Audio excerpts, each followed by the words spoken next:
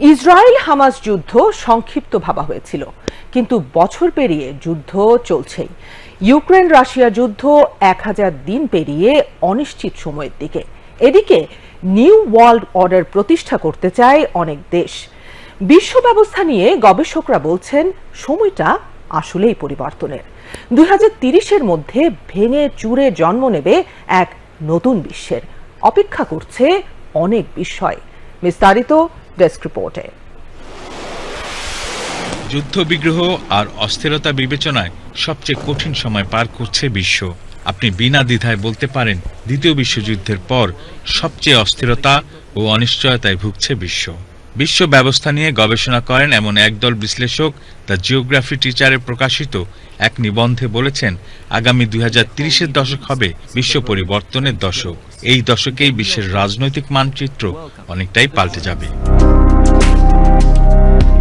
Ukraine Russia যুদ্ধ, এই যুদ্ধে যুক্তরাষ্ট্রের পরোক্ষ অংশগ্রহণ প্রত্যাখ্যে পরিণত হবে বলে মন্তব্য করেছেন গবেষকদের একজন উইলিয়াম স্মিথ।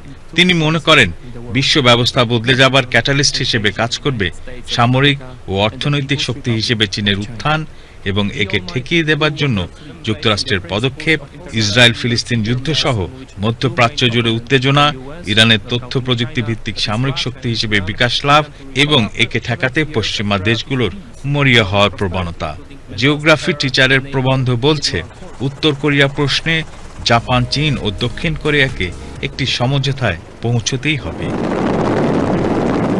উত্তর কোরিয়া কোরীয় উপসাগরে একটি বিস্ফোরা হিসেবে টলটল করছে, যা যে কোনো মুহূর্তে ফেটে যেতে পারে।